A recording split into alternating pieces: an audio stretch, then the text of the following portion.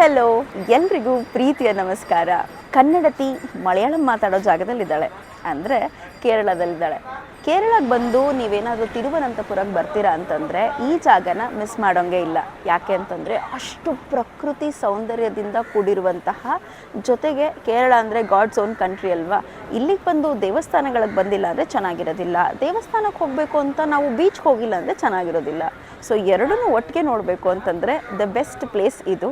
ಯಾಕೆ ಅಂತಂದರೆ ಸಮುದ್ರದ ದಡದಲ್ಲಿ ರಾರಾಜಿಸ್ತಾ ಇರುವಂಥ ಒಂದು ಉತ್ತಮವಾದ ದೇವಸ್ಥಾನ ಇದೆ. ಗಂಗಾಧರೇಶ್ವರನಿಗೆ ಮೀಸಲಾಗಿರುವಂತಹ ದೇವಸ್ಥಾನ. ನಮ್ಮ ಕರ್ನಾಟಕದಲ್ಲಿ ಮುರುಡೇಶ್ವರ ಇದೆಯಲ್ಲ, ಮುರುಡೇಶ್ವರನ ಹೋಲಿಕೆ ಥರನೇ ಇರುವಂತಹ ದೇವಸ್ಥಾನ ಇದು. ಅಂತಿಂಥ ಸೌಂದರ್ಯ ಅಲ್ಲ, ಅದ್ಭುತವಾಗಿದೆ.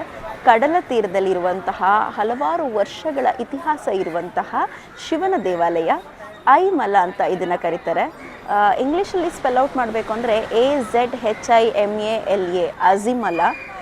ಇಲ್ಲಿ ಸಾಮಾನ್ಯವಾಗಿ ಅದನ್ನು Z ಸೈಲೆಂಟಾಗಿ ಅಹಿಮಲ ಅಂತ ಕರೀತಾರೆ. ಅಹಿಮಲ ಶಿವ ಟೆಂಪಲ್ ಇಲ್ಲಿರುವಂತಹ ಫೇಮಸ್ ಟೆಂಪಲ್. ಇಲ್ಲಿಗೆ ಬಂದಿದ್ದೇವೆ. ಇಲ್ಲಿ ಸುಮಾರು 58 ಅಡಿ ಉದ್ದದ ಶಿವನ ಒಂದು ಗಂಗಾಧರೇಶ್ವರನ ಒಂದು ಕೆತ್ತನೆ ಇದೆ. ಆ ಮೂರ್ತಿ ಹಾಗೆ ನೋಡ್ತಾ ನೋಡ್ತಾ ಹಿಂದೆಗಡೆ ಸಮುದ್ರದ ವ್ಯೂ, ಪ್ರಕೃತಿ ಸೌಂದರ್ಯನ ಯಾರು ಎಂಜಾಯ್ ಮಾಡಬೇಕು ಅಂತಿರ್ತಾರೋ, ಜೊತೆಗೆ ದೇವರ ಆಶೀರ್ವಾದ ಪಡಿಬೇಕು ಅಂತಿರ್ತಾರೋ ಅವರಿಗೆ ಇದು ಬಹಳ ಉತ್ತಮವಾದಂಥ ಜಾಗ.